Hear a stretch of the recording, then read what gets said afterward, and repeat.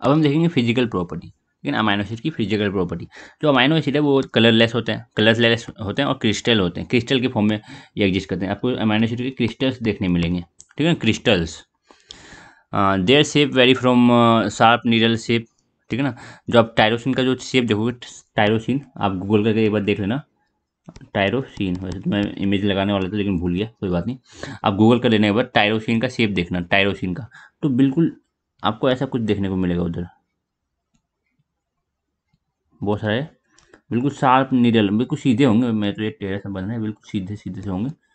Sharp needle, बिल्कुल needle जैसा sharp होता है, और बिल्कुल पतला सा सीधा सा होता है। शार्प निडल लाइक स्ट्रक्चर होता है इसका, ठीक है ना। शेप, शेप स्ट्रक्चर नहीं बोलूँ, सॉरी, शेप, शेप उसका कैसा होता है, शार्प निडल जैसा।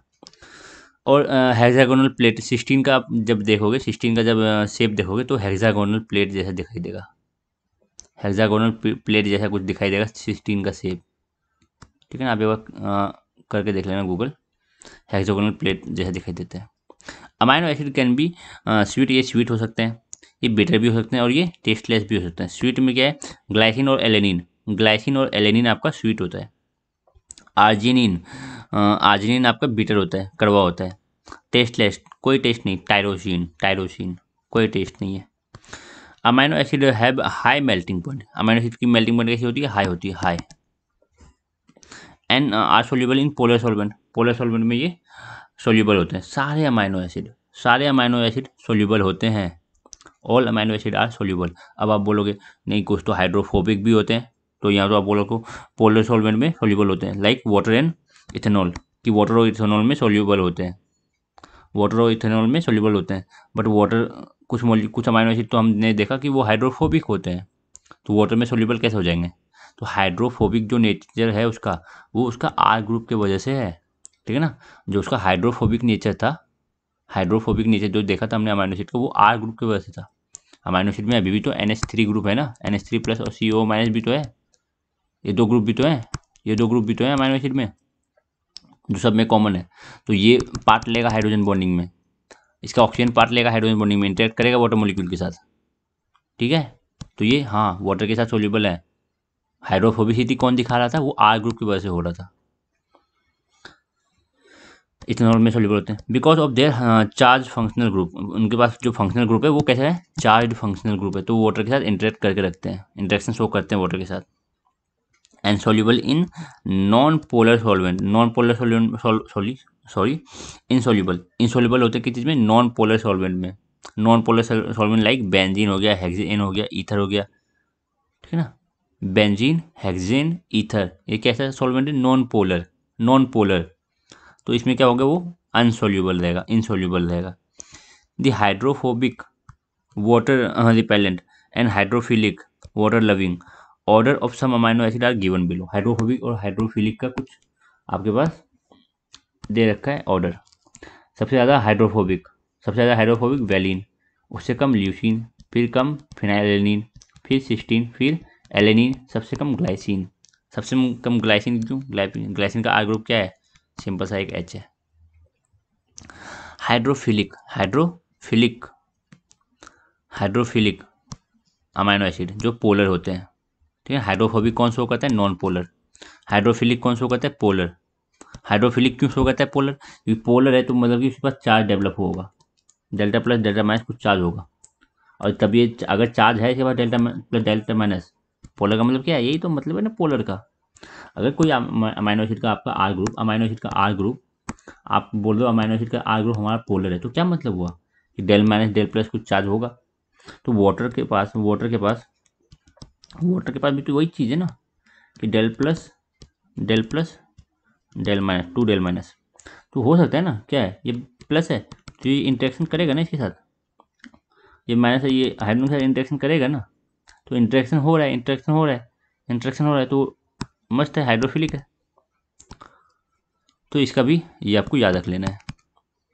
Amino acid do not absorb the visible light, visible light को ये एब्जॉर्ब नहीं करता, बट ये यूवी लाइट को एब्जॉर्ब करता है। एंड देयरफॉर कलरलेस, कलरलेस होता है। अगर विजिबल लाइट को ये एब्जॉर्ब करता, विजिबल लाइट को एब्जॉर्ब करता, तो हाँ इसका कुछ कलर होता, तो हमें कलर फुल दिखाई देता अमाइनो एसिड, बट ये कलरलेस होते हैं, Why amino acid are colorless? Because they do not absorb the visible light. Tyrosine and tryptophan, tyrosine, tryptophan और फिनाइल एलेनिन, तीनों जो एरोमेटिक हमारे अमीनो एसिड है, तीनों जो एरोमेटिक अमीनो एसिड है वो एब्जॉर्ब करते हैं हाई वेवलेंथ की चीज़ का, अल्ट्रा वायलेट लाइट का। अल्ट्रा वायलेट लाइट का रेंज होता है यूवी रेज का रेंज होता है 100 से 400 नैनोमीटर। तो वो हाई वेवलेंथ की चीज़ का, high wavelength of UV rays का देखो कहाँ से कहाँ तक है, 300 से लेकर 400। यूवी रेज का हाई वेवलेंथ मीन्स 250 से लेकर 290 तक के बीच में, 250 नैनोमीटर और 290 नैनोमीटर को क्या करता है, एब्जॉर्ब करता है। तो हाई वेवलेंथ को एब्जॉर्ब करने का मतलब यूवी रेज का हाई वेवलेंथ,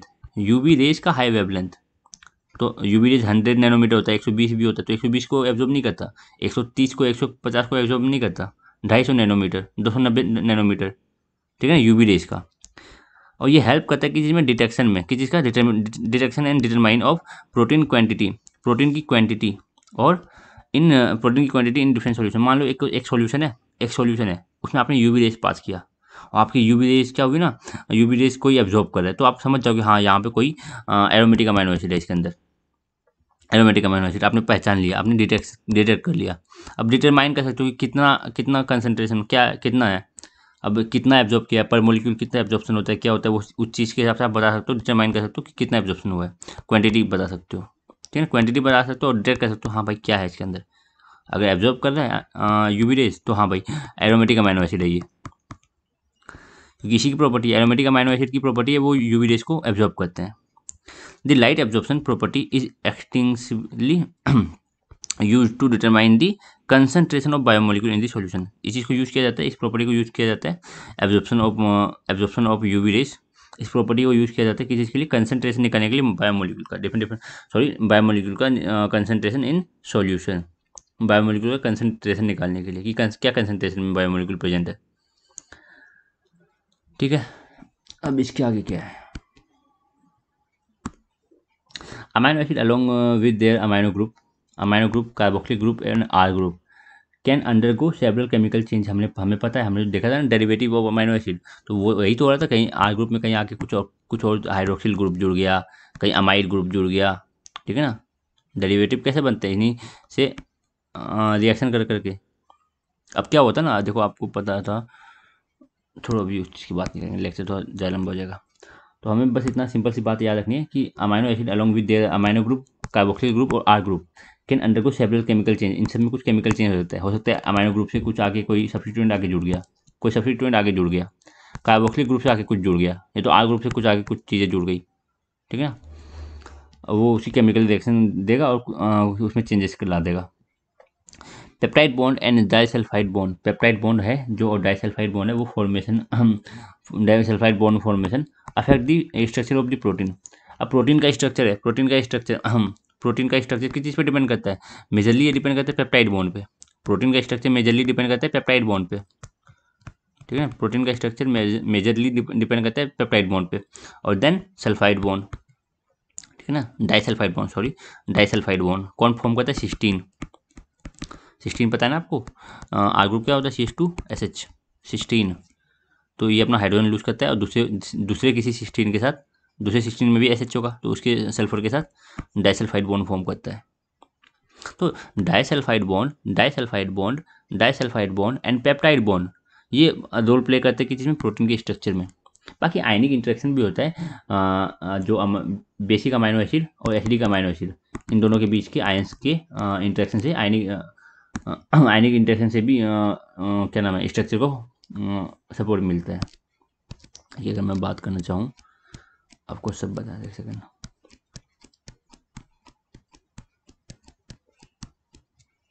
हाँ देखो बात किया था हमने कि ये डाइसल्फाइड लिंकेज आपको दिख रहा है, पेप्टाइड बॉन्ड तो इसी के अंदर होगा, पेप्टाइड बॉन्ड तो हमने देख लिया था, ठीक है। और ये क्या है, ये हाइड्रोफोबिक इंटरेक्शन है, ये हाइड्रोजन बॉन्ड है, और यहाँ पे आपको दिख रहा होगा आयनिक इंटरेक्शन, ठीक है ना। ये आपका लाइसिन है और ये आप बताओ क्या है, CO एक H+ लूज हुआ है, बताओ ये चीज़ क्या है, ठीक। तो आज के लेक्चर को हम यही समाप्त करेंगे। यहाँ पे हमारा यूनिट नंबर 3 खत्म हो चुका है।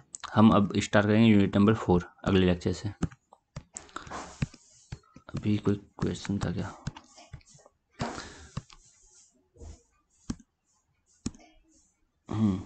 डिफाइन अब टर्म ड्यूटेरिन आयन। आपको अब अच्छे से पता है ड्यूटेरिन आयन क्या होता है। व्हेन पीएच को पीएच बराबर पीआई कब होता है? पीएच बराबर पीआई हम कब बोलते हैं? How many amino acid are known to form protein. Protein को बनाने में कितने अमाइनो एसिड रोल प्ले करते हैं? ठीक है। How many acid how amino acid can be classified on their chemical nature. बता सकते हो? How amino acid act as acid as well as base. Amino acid और बेस दोनों की तरह कैसे बिहेव करता है? अमाइनो एसिड और बेस दोनों की तरह कैसे बिहेव करता है? दे हैव NH3 और CO- ग्रुप। आप बता सकते हो अच्छे से। ये प्रोटोनेशन भी कर सकता है, और ये डीप्रोटोनेशन भी कर सकता है, मीन्स ये H+ एक्सेप्ट भी कर सकता है। तो ये बेस की तरह काम कर जाएगा ये हिस्सा, और ये इसका क्या नाम है, एसिड की तरह काम कर जाएगा। अगर नॉर्मल फॉर्म में है COOH है और NH3 है, ठीक है ना, सॉरी NH2 है, तो अब ये H+ डोनेट कर सकता है और ये एसिड की तरह काम कर रहा है। ये H+ गेन कर सकता है, NH3 बना सकता है, ठीक है ना, तो ये एसिड की तरह काम कर सकता है। सॉरी, ये बेस की तरह काम कर सकता है, H+ गेन कर सकता है, और ये H+ लूज कर सकता है, तो ये एसिड की तरह काम कर सकता है। और इन केस ऑफ नेगेटिव जब ले लोगे तो ये H+ एक्सेप्ट कर सकता है, तो ये एसिड के बेस की तरह काम करेगा। और ये H+ डोनेट कर सकता है, तो ये एसिड की तरह काम करेगा। कॉन्जुगेट एसिड और कॉन्जुगेट बेस का हमने पढ़ा हुआ है, पूरा कॉन्सेप्ट क्या होता है। तो लेक्चर को यहीं पे ख़त्म करते हैं, अगली क्लास में बात करेंगे हम। आप ये आंसर इसके लिखे हुए भी हैं, आप ये आंसर पे जा सकते हो, ये आंसर देख सकते हो। ठीक, और कोई क्वेश्चन है क्या? नहीं, समरी हम नहीं करते हैं, ठीक है ना, हम तो पूरा पढ़ के ही आ रहे हैं, तो समरी की ज़रूरत नहीं है। आप एक बार समरी के थ्रू भी देख सकते हो चीज़ों को। तो बाकी इस क्लास को हम यही ख़त्म करते हैं, अगली क्लास में बात करेंगे हम प्रोटीन के ऊपर, ठीक है ना। हमारा जो अगला यूनिट रहेगा, यूनिट नंबर 4, तो प्रोटीन के ऊपर रहेगा। यूनिट नंबर 4 प्रोटीन के ऊपर रहेगा। अगर आपको अमाइनो एसिड आता है, अमाइनो एसिड आप ढंग से समझ लियो, तो प्रोटीन पढ़ने में दिक्कत नहीं आएगी। और प्रोटीन को कंप्लीट करने के साथ, प्रोटीन यूनिट 4 कंप्लीट करते ही हमारा ब्लॉक 1 कंप्लीट हो जाएगा। देन हम ब्लॉक 2 पे प्रोसीड करेंगे। तो आप आज के लिए इतना ही, मिलते हैं अगले लेक्चर में। Thank you.